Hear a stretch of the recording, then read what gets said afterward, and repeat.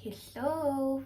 За тэгэхээр 2025-аас 26 оны хичээлийн жилд Москва болон Оросын бусад хотуудад тэтгэлгээр сурах гэж байгаа хүүхдүүдтэй зориулсан би өөрийн мэдрэмж, үзэл бодол, Москвад сурах ер нь ямар байдаг, тэгээ анх ингээд тэнцчээд явахдаа яаж бэлтжижсэн тэр үеийн гоё мэдрэмжүүдээ хуваалцах гээд энэхүү бичлэгээ хийж байна. Тэгээд миний бичлэг таалагдах юм бол subscribe дараарай, like дараарай. Тэгээд цаашдаа ч гэсэндээ би илүү их гоё хань болсон бичлэгнүүдээ хийсээр байх болно. За тэгэхээр та 2 шатаа амжилттай давцсан. Тэгээ одоо ингээд сургуулиас журлаг арай харах эрэг бол яана гэж би тэнцээгүй биш үсттэй гэж сандралгүйгээр хүлээгээрээ. Тэгээд урилга бол 8 сарын 20-д гартал ер нь бол ирсээр байдаг шүү. Тэгэхээр одоо урилганы ирээгүй хүмүүс маань бити санаа зовоорой гэж хэлмээр байна. Тэгээ 20-д гэх юм бол одооноос ингээд явах бэлтгэлээ хийхдээ одоо өдөр хоногоо тоолоод ингээд хүлээгээд явахдаа бэлтэх биш, гоё найзуудтайгаа уулзах ч юм уу, гэр бүлийнхэнтэйгээ цагаа их өнгөрөөгөөрэй гэж би хэлмээр байна. Тэгээд би ингээд Москва явахаас өмнө гэр бүлийнхээ үнцнийг ойлгохгүй, найз нөхдийнхээ үнцнийг ерөөсөй ойлгохгүй тийм хувиа хичээсэн хүн байсан гэх юм уу. Өөрөө л ингэж ганцаараа өөртөөгөө өнгөрлөх цагаа айгүй их enjoy хийдэг. Тэгэл өөрөө ингээл гадуур ингээд кафе explore хийгээл явж байдаг тийм хүүхдээсэн. Тэгээ яг ингээд Москвад очсныхаа дараа ингээд нэг эхний жил хэлний бэлтгэл маш юм завтай, маш их юм ганцаараа цагийг өнгөрүүлсэн. Чи ингээд гэр бүлээсээ тусдаа нэг тийм өөрийн гэсэн юм орон зайтай болоод ингээд дотор байранд амьдарч явах үед ингээд зөндөө олон зүйлсийн талаар чи боддог. Тэг хүн нөгөө дурсамжиндаа айгүйх амьдарч эхэлдэг байхгүй юу? Тэр үед би тэгжсэн 12 төгсгөд тийм байсан гэдэг ч юм уу. Тэг гэр бүлийнхнийхээ талаар айгүйх нөгөө нэг эргэцүүлээд тэгээд ингээд аав ээжтэйгээ гоё ярилцаж үзээгүй сэдвүүд байх юм бол, бүтээж үзээгүй турсамжууд байх юм бол айгүйх ингээд харамсаад ёо гэж боддгийм билээ. Тэгээ нэг ч гэсэн гоё кофе шопт ороод гоё ингээд кейк хувааж идээд кофе уугаад ингээд гоё яриа өрнүүлж болоогүй гэж айгүй өөртөө мэдчихсэн баггүй юу. Тийм болохоор гэр бүлийнхэнтэйгээ найз нөхөдтэйгээ цагийг өнгөрүүлээрээ. За тэгээд явахдаа нөгөө бэлтгэх юм болохоор ингээд амар их бичиг баримтыг ингээд орчуулуулад ингээд аваа яваарай гэсэн нэг тийм зөвлөгөө уусаа ингээд өмнөх төгсөгчд маань ч гэсэн ер нь өгчээсэн. Тэгээд авч явсан. Гэтэ миний бодлоор бол сүүлийн үед нөгөө сургуулиудад яг юм аль бие усны оросд хэлсэн юм official маягийн орчуулгыг одоо хүлээж авдаг болчихсон байлээ л дээ. Жишээ нь оросд очиод дахиад нэг юм шинжилгээ өгдөг байхгүй юу? Нөгөө U86 маягтаасаа гадна. Тэгээд тэр шинжилгээ өгөхөд чиний нөгөө гадаад паспортны орчуулга чинь заавал юм орос хэл дээр одоо орос агентаар хийлгсэн байх шаардлагатай гэсэн тийм шаардлага тавиад тухайн үед ингээд яран санд руу очиод 1500 рублээр би ингээд орчуулуулж исэн баггүй. Тийм болохоор та нар маань одоо явахдаа нэг тэгж амар Монголд орчуулга хийлгээл тэрийг амар олон хувь хэвлүүлэх ерөөсөө ямар ч шаардлагагүй юм шиг санагдсан. Чи хэлгүй байсан ч гэсэндээ одоо англи хэлтэй бол нэг тийм принтний газар оруулаад ингээд кананд дуулчих ч юм уу, аль эсвэл Google Translate гэж айгүй ингээд бидний амьдралыг хөнгөвчлсөн юм байгаа шүү дээ. Тэр мэрэгүүрээ тэгээд болгочтой болохоор тийм илүү тутам битээ хийгээрээ тэгээд нэг нүрийн нэг 20 рублээр л гаргадаг шүү гэж хэлмээр байна. За. Тэгээ бичүүгээр амт дээр бол яг чамд байгаа те юу гэдгийг тэр гадаад пассворд одоо юу гэдгийг те бүрэн дунд боловсролын гэрчлэгээ нэг чамтай холбоотой тийм бичүүгээр амтуд байгаа шүү дээ. Ямар ч тач тэрийг ихлээд аваа яваарай. Тэгээд угаасаа нөгөө Монголд ялтчгүй чи визэнд ороход нөгөө нэг тох тэмбүү шинжилгээд тэгээд нөгөө рентген зураг тэд нар ч угаасаа хэрэг болдсон шүү дээ. Тэгээд тэрийг өгсөн юм чинь тэрийгээ шууд аваа явчих. За яг хуу тэрийг нөгөө орчуулж болно гэж чи угаасаа элчин дээр өгөхөд аль хэзээний чамаас ингээ орчуулах шаарддаг шүү дээ. Тэгээд халдварт дээр болохоор угаасаа тэр чинь ингээд орсол дээр гаргаад өчтдөг. Тэрийгээ угаасаа яг авч яваад яхаж байгаа вэ гэхлээр эхний ээлжин дотор байранд орохдоо нэг арга цагаад эхний удаал гэсэн үг шүү дээ. Ингээд өгөх учраас яг уу тэрийг өгч чинь тэгээд өөр нэг амар илүү дутуу хувилбар нь бол хэрэггүй мэл шүү гэж хэлмээр байна. За тэгээд өөр одоо миний ярих юм юу байгаа лээ. Эндээс явахдаа болохоор би болохоор Москваар явахдаа бол Улаанбаатараас улаан өдөр албаар дээр яваад албаар 130 мянгаар явдаг. Тэгээд улаан үдээсээ Москва руу нислэг нөгөө нэг тухайн үеийн рублийн ханаш машнаас хамаарат өөр байдаг.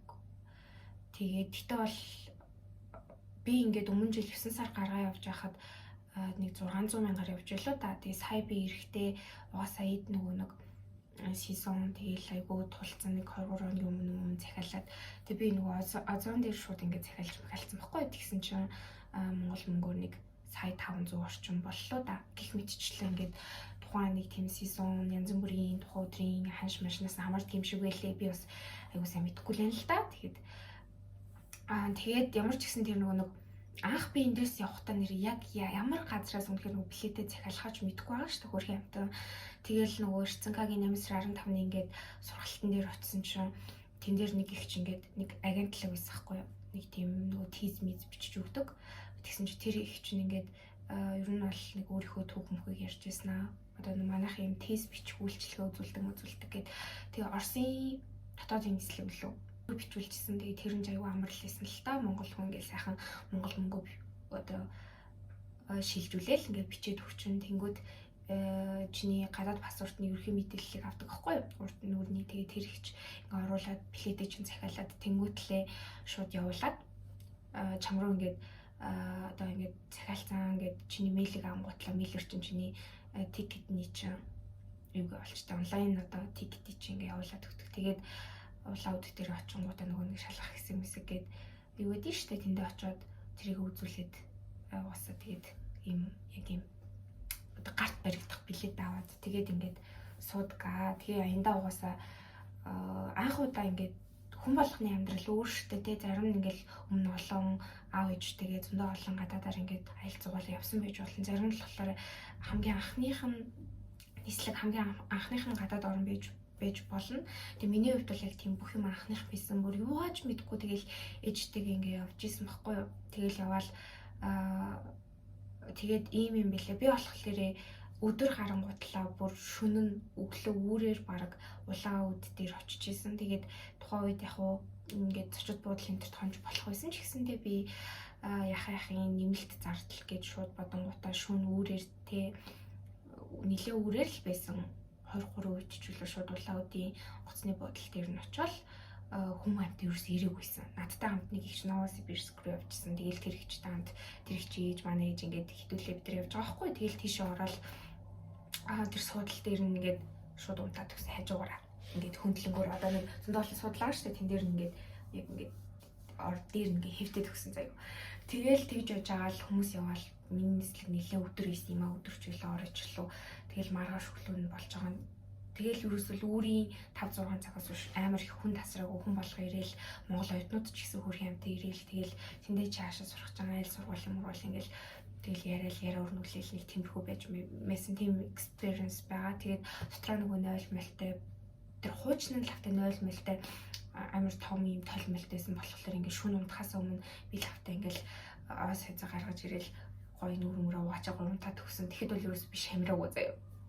Тэгээ сайн наашаа эрэхтэй нөгөө өглөө үүрээр бас буугаад өөрөөрч байх онгоцны нислэг маань жоохон нөгөө хойшлогдоод амар их ачаалтайсэн салаад тэгээ бүр 10 өнгөрч явах буугаад тэгээд нөгөө шинэ юу баригдсан байсан airport тэгээд шинэ airport бас жоохон танилцаж амжаагүй юмртайч нэг хальт нэг 0 ороод ороход айгуу жижиг 0 толтол байсан л та. Тэгээд айгуу шамарсан юу нүүр цэвэрлэх тэгэл явсан гих мэдчлэн нэг юм хоёр надад туршлага байна. Тэгээд нэг ийм юм болтын шүү заяа. Тэгээд дөнгөж явж байгаа л бас нэг амар тав тухайгаал нэмэлт мөнгө зүнгүүрэл нэг зочид буудлын ороод юугүй. Тэгээд гоё гоцны буудлын дээр ончихгүй юм манайхаа. За тэгээд Москвад очноо. Үнэхээр хязгааргүй санагц амар том ургуу удам тий. Бид нар чи ингээд 3 сая хүнтэй 3 сая гаруй хүнтэй амар тал өргөн нутгийн тэнгүүтээ ингээд нэг амир би болоод ингээд Монгол орноор ерөөсөө явж нэг амир аялж малж үзээгүй нөгөө л нэг хоттой 4 амныхаа дунд байдаг тийм төрлөө охин байхгүй юу.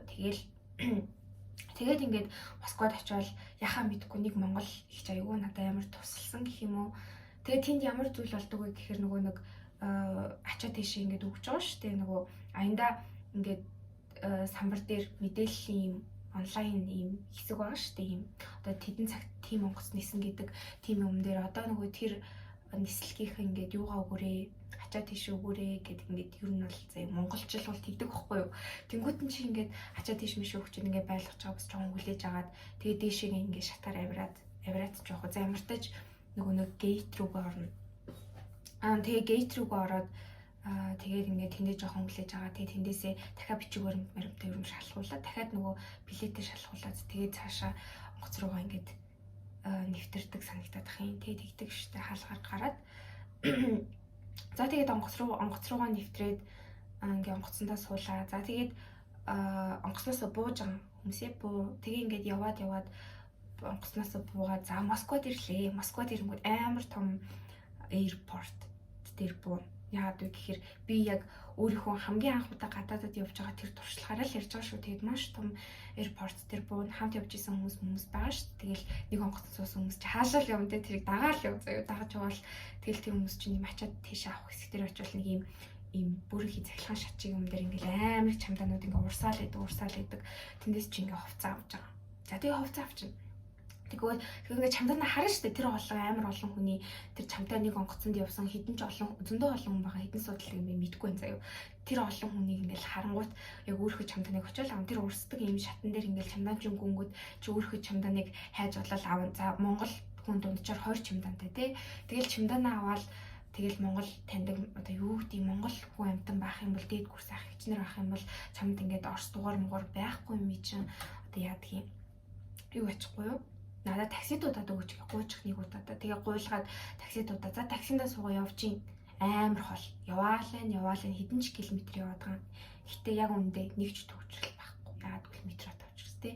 Газар дээр явж байгаа машинууд нь ерөөсөө төвчрдөггүй, ерөөсөө тэг зөксөл байхгүй. Тэгэл яваалаа амар гоё модтай, амар өндөр ногоо байглаас ургацсан моднууд. За тэгэл яваал тэгэл гадаа нэрэл аянда орно штэ дотор барилуугаа оронгууд чи нэг юм жижиг юм өрөө шиг юм дотор ингээд цонхон ингээд шилэн юм цонхны цаанаас нэг орос айгу ууртай ах хичнэр те жоохон хижээл насны ч юм уу за нэг тиймэрхүү хүмүүс байгаа. Тэр хүмүүстэй чи нөгөө дотор байранд ороход нөгөө нэг энийг дотор байранд одоо тэдэнд орж болно гэж чиний мэйлд чинь нэг юм ирсэн штэ дотор байрны чинь одоо хаяг маягтай тэрийгээ чинь тэр хүндээ үзүүлэнгүүд чамд ингээ анх удаага пропоск байхгүй. Пропоск гэдэг нь юу вэ гэхээр дотор байранд ороход чи ингээд дараад ордог. Тэнгүү чамайг энэ сургуулийн одоо оюутан хүн байна ингээ ордог гарахтаа ч гэсэн дардаг нэг тийм юм байдаг. Тийм байхгүй чи ингээ ямар ч нэвтрэх боломжгүй байхгүй. Тэгээ чи анх удаа тийм пропоск аваагүй учраас чи тэр хүн чинь чамайг энэ манай сургуульд ирж байгаа шинэ оюутан юм байна гэдгийг чинь чамайг нэг чиний мэйлд ч одоо дотор байранд орж болно гэд нэг цаасан юм ирсэн байгаа шүү дээ. Юу ч гэдэг направление ижлүү мэдгүй би санахгүй нэг юм ирсэн байгаа тий. Нэг тийм хаяг маягтай. Тэгээ тэрийг үзүүлээд орж мороод тэгээ аянда тэр хүн ч аягүй өрөөг нэлээд өгөх бах. Тэгээд нэг өрөөнд дөр очиод нэг бүх бичиг баримт Монголоос авчирсан нөгөө л нэг баахан шинжилгээ байгаа шүү дээ. Чиний анх эндээс элчин дээр явахдаа үзүүлсэн тэр бичиг баримтуудаа гадаад паспорт үзүүлээл registration буюу регистрация гэдэг нэг юм бүртгэл хийлгээд чи дотор байранд орно. За тэр хүн чинь тэгээ чамд юм өрөөний түлхүүр хийж өгч чинь. За өрөөгөө түлхүүрээд оронгууд тэр дотор байранд чи угаасаа хүмүүс чамаас өмнө амьдарч байгаа тийм тэр өрөөнд нэг бол 2 хүн байгаа, нэг бол 1 хүн байгаа ч юм уу. Нэг бол хаас өрөөж иж магадгүй. Гэтэ манай өрөөнд бол хүн байсан. Тэгээ би айгүй гоё хөштэй болоод орс охинтой үнэхээр юм happy үнэхээр юм хоёулаа юм хувь хүний орон зайг айгүй их дээдэлдэг. Хоёулаа юм гоё өөрсдийнхөө юм хийжээл юм гоё биедээ юм саад болтгоо хүний юм хувийн орон зайг хүндэлдэг тийм хоёр хүн байсан байхгүй бит хоёр. Тийм болохоор бит хоёр нэг жил амьдрахтаа нэг ч удаа хэрэлтэйгөө нэг ч удаа юм маргаан гарч байгаагүй тэгэл хоёулаа илүүлэлт өөрөөгөө цэвэрлждэг хоёулаа ер нь нэг цэвэрч талын тийм хүмүүс исэн. Тэгэл бүх юм асуудал байхгүй гоё болоо явсан миний хувьд л за нэг иймэрхүү шүү процесс нь заяа. Тэгээд би зүгээр ингээд дүнгэж бас ингээд начгээ тий гадаад руу явж үзэж байгаа ч юм уу ийм хүн байх юм бол жоохон ч гэсэн ойлголттой болох юм болов уу миний яг энэ туршлага дээр үндэслээд гээд би ингээ ярьж байгаа шүү. Тэгээ би юм ярихдаа жоохон уйдгартай ярьчаад идэх байхгүй юу. Тийм болохоор би яриа бичлэг их дуугүй гэл би дахиад ярьж байна л да. За тийм. Тэгээ би Монголоос юу авч явсан бэ гэхлээр би 2 чамдаанд явсан. Тэгээ нэг чамдаанд болохоор би юу хийж исэн бэ гэхлээр хувцас мэдээч хэрэг нөгөө чамдаанд болохоор би ариун цэвэр хэрэглэл тэгээд юу хийжсэн. Сойж шинээр тэгээд шампунь ангиж руулгах усны тосмос нэг тиймэрхүү нэг эмхтүүний нэг юм хэрэглэдэг юм байдаг шүү дээ. Бааны алчуур малчуур. Яг тийм хийгээл тэгэл жоохон зүг арц марц. Тэгээ зүг арц ч нөгөө нэг дотор 15 20 шүтэн юм хайрцагтай биш. Тэрийг хоёр хайрцгийг авангуудлаа би хайрцагнаас нь гаргаад шууд ингээд асгаад хийцэн. Тэгвэл арай зэ бага эзлэн шүү дээ хайрцаггүй болохоор. Тэгээд нөгөө нэг юм хорхой ааруул идэв шүү дээ. Уутанд хийцэн тийм ааруул авч явж исэн. Тэгээд өөр гэх юм бол зүгээр нөгөө Golden Copy-гийн айгуух тийм мөрөл ерөөс огт иддэггүй ээжиж хөрх юмтай Монголоос сануулт гэж бодоод авч явж исэн. Тэгэл тиймэрхүү авч явж исэн. Тэгээ би яг энэ дээр юу хэлэх гээд байна вэ гэхлээр хүүхдүүд бол ингээл морцтэй яг ингээд жолооч ах тэр улаан өдрөө явдаг одоо альбертанд явдаг жолооч ах нар юуг зөвлөдөг вэ гэхлээр за ааруул маруул тийм борц авч явж болохгүй шүү гэдэг аахгүй юу. Тэгтээ бол хүүхдүүд нөгөө вакуумжуулаад битүүмжлээд одоо нэг юу яагаад тэгээд хувцсандаа сайн хийгээд аваа явдаг юм шиг байлээ. Гэтэ би бол айдаг. Тэр чинь анхнаасаа хууль бус гээд тэгсэн учраас би бол хизээч тийм хууль бус юм хийдгүү. Нөгөө нэг талын Монголынхоо сайхан борцтой гуралтай шүлнүүдийг бол ингээд аваа явсан гэх юм уу да. Тэгээд миний туршлага юу вэ гэхлээр Москвад нөгөө нэг айгүй олон төрлийн гой йогуртнууд, таргнууд ер нь бол байдаг.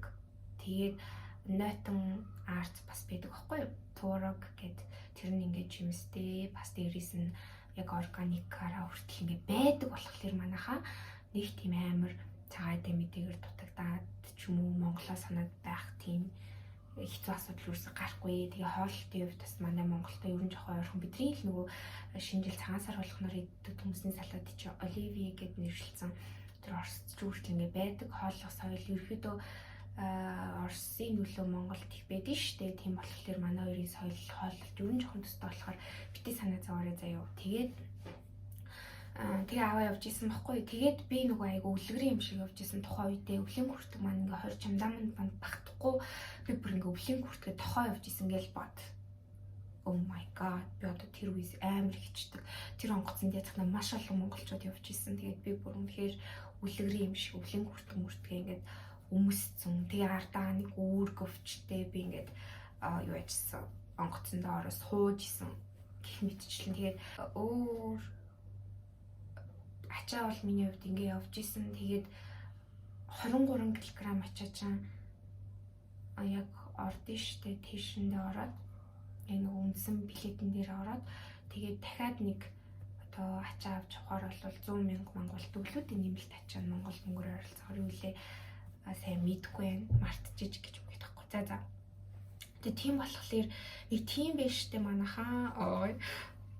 Тэгээ би өөр яг юу ярих гэж ийсэн юм болоо яг сайн санахгүй байна. Тэгээд бити хайгаараа чамаас гадна яг чам шиг л адилхан өөр орноос зөндөө олон оюутнууд ингэ зориод ирсэн. Хятадаас, Вьетнамаас, юу гэдгийг те Италиас, Сириэс, Японоос манай ингэдээс оюутнуудыг л би ярьчлаа. Тэгээд тэд нар бүгдээрээ хөрх ингээл Орос хэл адилхан сурах гэж байгаа. Тэгэл тэр хэлний бэлтгэлийн нэг жил үнэхээр тайван, үнэхээр өөрийгөө таньж мэдсэн, ганцаараа ингэж илүү бие даахт мөнгөө зөв зохицуулахад тийм суралцсан, тийм гоё он жилүүд байх болно. Битээ агаараа тэгээд хэлий чи ингээ бүтэн нэг жилийн хөтөлбөрөөр чи ингээ тэндээ үзчих болохоор бити санаа зовоорой.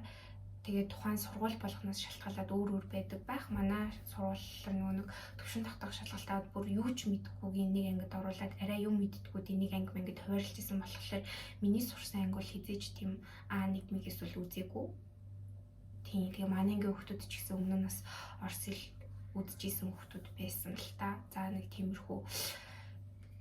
Тэгээд мөнгөний хувьд болохоор би нэг л зүйлийг амар тодорхой хэлье. Чи ямар ч оронд сурсан, ямар ч тэтгэлгээр сурсан чамаас гарах ёстой зардлууд бол гардаг шүү. Тэгэхээр одооноос эхлээд гоё мөнгө хоримтлуулах ч юм уу, мөнгө цуглуулах ч юм уу те өөр дараа жил сурах гэж байгаа хүмүүс маань тэрэн дээр анхаараарай. Тэгээ чамаас мөнгө заавал хэрэг болтой ингээд ирэх буцах тикетийн мөнгө.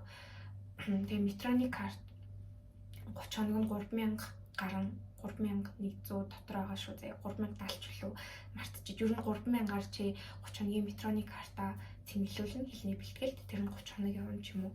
Тэгээд утасны төлбөр миний лавтаа сарын 650 рубль болдог. Дотор байр нэг ойролцоогоор 2000-аас 3000 рублийн хооронд байж магадгүй. Тухайн сургуулиас хамаарна. Тэгээд бас 500 рублийн байр мөр байдаг гэдэг нэг тийм жоок ч байх уу. Зүгээр хальт тийм gossip за мэдгүй сонсч ийсэн би. Гэтэ ер нь бол 2500, 500, 2000, 3000 хавцаа байдаг юм шиг байлээ. Стипенд ч гэсэндээ тухайн сургууль болгоноос хамаарат 2000 ч юм уу 3000. Тэгээ тэрнээс бүр дээш аягүй сайн авдаг сургуулиуд бас байдаг юм шиг үлээ. Гэтэ миний яг сонсон дүн бол 2000, 3000 байна. Тэгээд дотор байр чинь адилхан л бараг стипендийнхээ л үнэтэй байдаг да. Ер нь бол зарим тэн дээрээ нэмжиж магадгүй 2500 рубль ч хийж магадгүй. Дотор байр бол тийм байдаг. Ингээд нөгөө сойд мэд заавч авсан гэдэг нь яагаад тэгж ирсэн бэ гэхлээр чи ингээ юугаач мэдэхгүй тэнд ингээл нэг дотор байранда бууж байгаа юм тий. Тэгэл ороод чи 2 өдөр замдаа ингээд ядраад явцсан. Тэгээд шууд л ингээл хүн юм чи ус мусанд орохыг хүсэн шүү дээ тий. Тэгэнгүүт чи ингээл бас юугаач мэдэхгүй байж яхад одоо хаана яг ойрхон дэлгүүр байгааг нь бас яг газар зүйн байршлаагүй тодорхой мэдэхгүй байгаа тэр үед яг өөрөөсөө авчирсан юм а гаргаж ирээл ус мусанд ороод юм уу тэс шүдмэдэ угаадаг ч юм уу тэгчүүл илүү амар байдаг болохоор би сая тэгж хэлсэн шүү. Тэрнээс биш яг уу тийм нөгөө юу ч мэдэхгүй одоо шокносож гараагвал юу бууж байгаа байхгүй юу яг үндэ томын гайхаал дотор байранда буудаг болохоор би тэгж хэлсэн. Тэгээд дараа нэг жоохон ус мусанд орчоод юм уу нэг байршуулчаад өрөн мөрдөг жоохон танилцчаад нэг хүн арай дахиад нэг юм идэж ууй ч юм уу яг тэрнтэйгээ болно шүү дээ. Яг тэр үедээ одоо Google Map-аас ойрхон дэлгүүр юу байна мэн гэж харж мараал дэлгүүр орох учраас би яг тэгж хэлсэн. Тэгээд нөгөө Монголоос авчирсан нөгөө нэг Golden Copy-ийнхаа үрлийг ч юм уу одоо юу гэдгийг тэр гэрээс авчирсан арууллаа ч юм уу идэж жоохон дэлгүүр ортлоо нэг тэр чинь хүн юм чинь чи үлсэн шүү дээ мэдмэр санагдна яг тэр хэрэгцээг хангацдаг болохоор л би тэгж хэлсэн шүү. За